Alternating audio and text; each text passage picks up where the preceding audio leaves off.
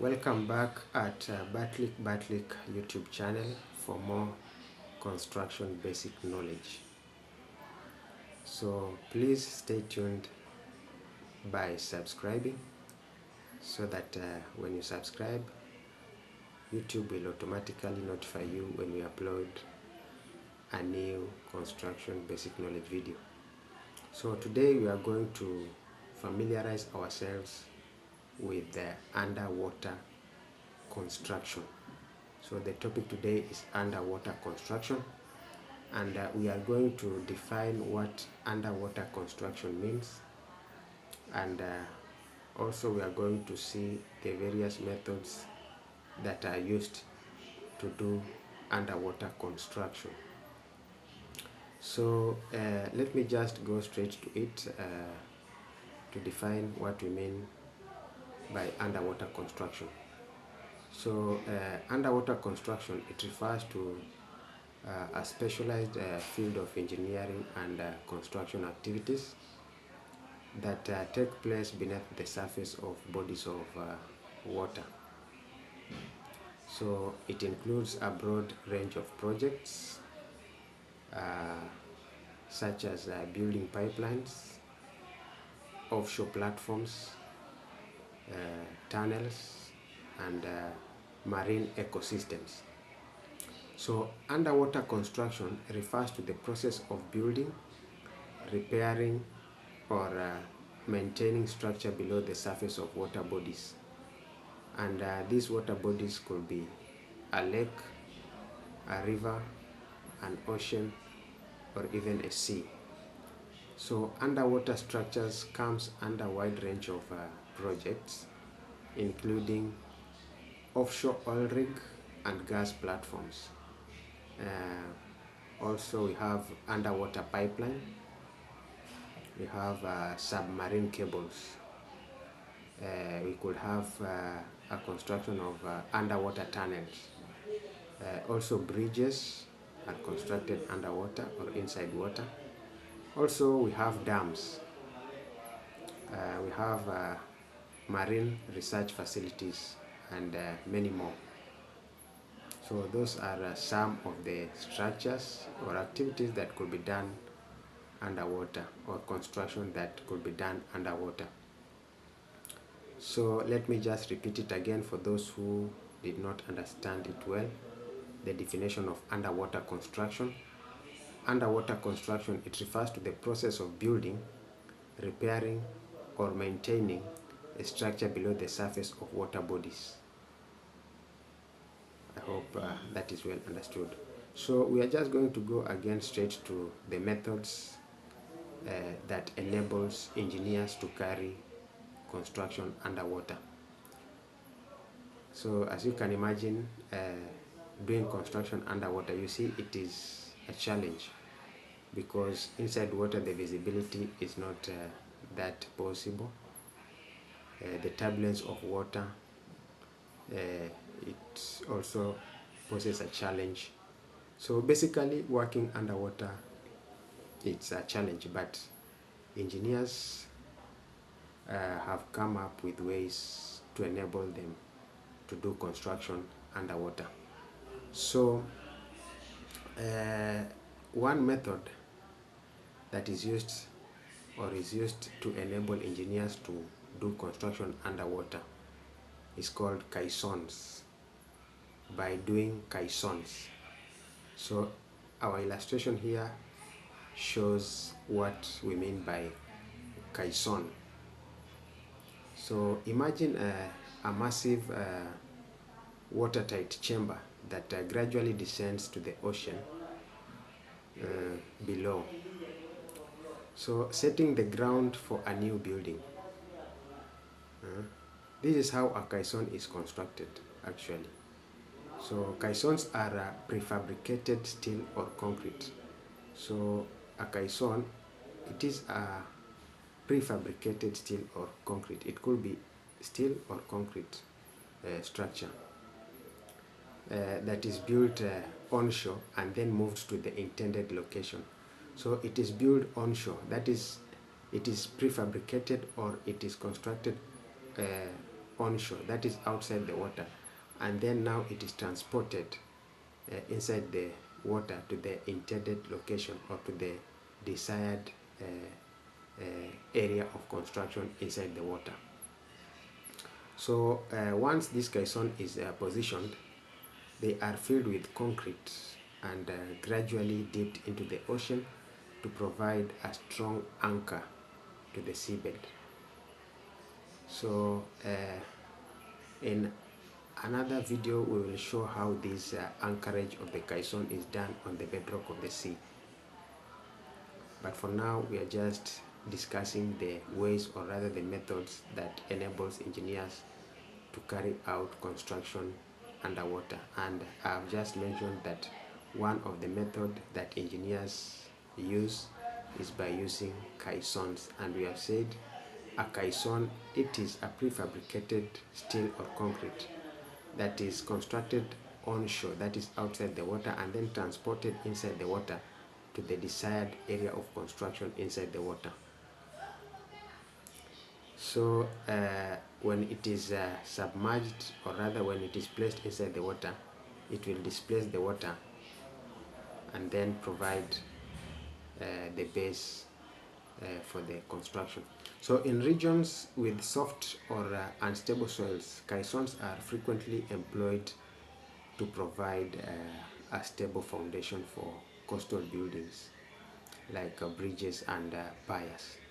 So again, as you can see, this is the illustration of a caisson. So another method, or another type, or another methodology that engineers use to carry out construction inside water is by using cofferdams. Again, this is what we mean by a cofferdam. You can see how it looks like. So cofferdams, you can do a cofferdam that is by driving sheet piles. And before you do a cofferdam, of course you'll have to drive a guide pier. You'll have to drive a guide pier to the intended area of construction, such that it will guide you up to the depth on which we have a safe bearing strata, or rather safe bearing ground inside the water. And also there is also another test that can be carried out by engineers to know at what depth in the sea we have the safe bearing capacity of the ground. It is called a penetration test. So this penetration test, there is a machine or a gadget that is dipped inside the water, and then it has a shaft that penetrates into the ground of the water. So with this, when it penetrates through a softer material, the speed of penetration is high. As it approaches a tough material or a rock material, the penetration reduces. Then it will signals you, or rather the value will tell you that now we are approaching, or rather we have approached a safe bearing capacity ground that can withstand the load of the structure inside the water. So we were talking of method number 2, which is cofferdam. So cofferdams are useful when the task at hand calls for establishing a dry working environment inside a body of water. Again, in our picture, that is what a cofferdam looks like. So to create a waterproof enclosure, sheet piles are pushed into the seabed to create these makeshift buildings, and construction can begin inside the dry space after the enclosure is sealed and the water is pumped out. So basically, you see, for a cofferdam, you have to drive, after you have driven a guide pile inside the water, that is around the desired construction area, then now you'll come with your sheet piles, and then these sheet piles, you will drive them again around these guide piles. Remember, these sheet piles, they interlock. So when they interlock, they reduce, or rather they minimize water from penetrating inside the area that is surrounded by the piles. Remember, for this activity to take place, we have a machine or a ship, a big ship called a barge. It's called a barge. So this ship will enable or will provide a platform on which equipments like cranes and excavators, backhoes, these construction machines. So the barge will provide that platform on which these machines can stand to carry out this activity.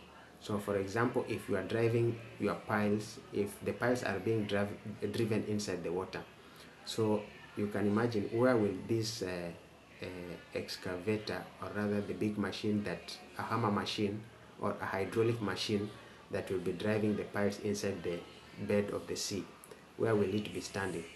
So it will be standing on top of a big ship called a barge. So this barge will be able to provide that platform on which this hydraulic hammer machine that will be driving the piles inside the rock or inside the bedrock of the sea. So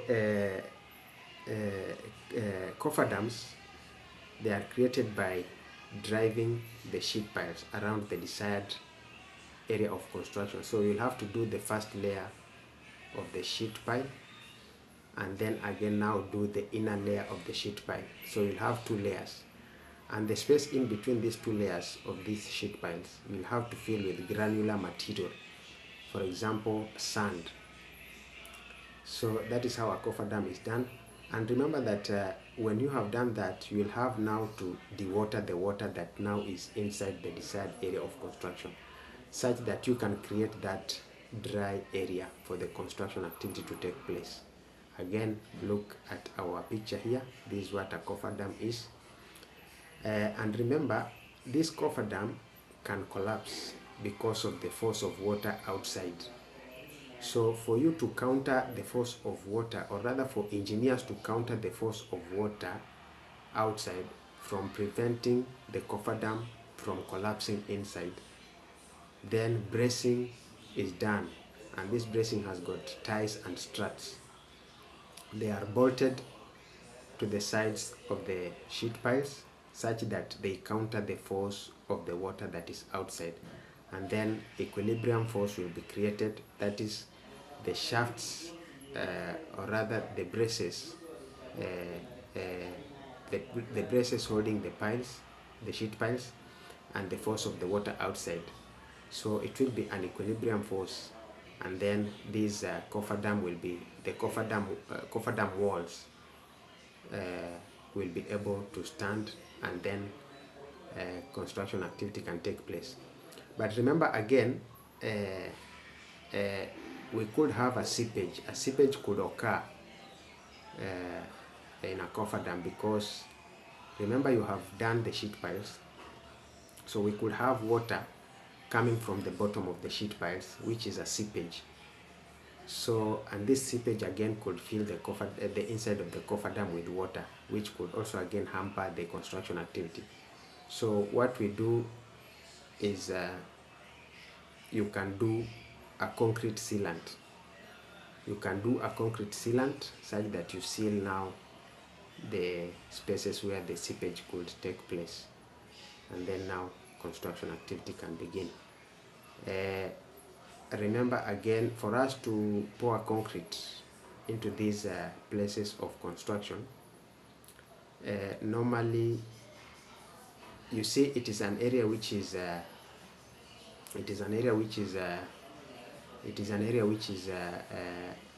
occupied by water. So we normally pour concrete using a machine called trimming. So this is what we call a trimming, and that is how it lowers concrete inside water. But again, in another video we will be discussing how a trimming works. But basically we are just trying to familiarize ourselves on how to create a dry area to do a construction activity that is in a water body mass. that is by doing a cofferdam. So cofferdam, that is another method. It's method number 2. So remember, first method we said is caisson, and I explained in the beginning, we explained what a caisson is and how caissons are done. So number 2, we have said it's a cofferdam, and I've shown you this is what a cofferdam looks like. Let's go to number 3. Number 3 is we can do construction underwater by using driven piles. Again, our illustration, you can see that is what we mean by driven piles. So driven piles are thin columns. Driven piles, they are normally thin columns driven into the sea floor by a vibrating or hydraulic drivers. It is just the same way you see the sheet piles to do a cofferdam. The way they are driven into the seabed is by using a vibratory or hydraulic drivers. So the same way these driven piles, that's how they are driven again to the sea floor. That is by using a vibratory or hydraulic drivers. And these vibratory or hydraulic drivers, these are just machines or equipments. And I've said for them to be able to carry out this activity, they are provided a platform on which they stand, and this platform, I've said, is just a big ship called a barge. So driven piles are thin columns driven into the seafloor by a vibratory or hydraulic drivers. They can be composed of steel, concrete, or wood. They can be composed of steel, concrete, or wood. So as you can see in our example here, these are our driven piles, and they are of steel. And again, you can see this another one is of concrete. So they anchor securely to the seabed and provide a foundation support for piers. So offshore platforms and bridges. So in locations with soft or unstable soils where conventional foundation techniques might not be sufficient, driven piles are especially useful. So they are an affordable option for underwater construction projects because of their reasonably quickly and easy installation process. So you see the installation process is just by using a vibratory or hydraulic drivers. So it is easy, no much activity needed. You just need the vibratory or hydraulic drivers to drive these piles inside water. And when they are driven, of course, they will be driven until they reach a hard strata or a hard ground inside the water. And then again, let me show you what we mean by driven piles from the pictures. And then now let us go to the last option, which is off-site building. Or we can also just say float and lower. Off-site building, float and lower. So off-site building, float and lower technique, this one, it involves constructing large components of a structure onshore. Onshore means outside the water, and then transporting them to the construction site via barge or other floating vessels. Remember, I've just described to you what a barge is. I've said it's just a big ship that provides the platform for the machinery and equipments to execute work while in water. So this offsite building or float, they are just constructed onshore and then transport them to the site via barge or other floating vessels. So after arriving at the location, cranes or other lifting equipment are used to safely lower the components into position. So this technique, it also minimizes the amount of work that must be done underwater, resulting in less expenses, reduced safety hazards, and lower impact. So you see, for this one, people don't have to go inside water to carry out that activity, unlike the one for the coffer dam, whereby you have to displace the water to create a dry area, and then people can go down to do that construction activity. So for this one, you just construct onshore, and then they are transported, and then they are placed on the desired area. But we will be, in our next video again, we will be actually elaborating on this off-site building or float, how it is done, because you can imagine a structure floating on water. You can imagine a structure floating on water, but it is done. So these are the 4 ways on which underwater construction can be done. Those are the 4 ways on which underwater construction can be done, or rather these are the 4 methods on which enables underwater construction to take place. So let me just go through them by mentioning the names again. I've said number 1, we can do underwater construction by using caisson. Number 2, we can use coffer dam. So let me mention them as you also see the pictures on how they look like. So caisson, that is number 1. Number 2, we can use coffer dam. Number 3, we can use driven piles, and then number 4, we can just use float and lower, or off-site building. Thank you, and please continue subscribing for more construction basic knowledge.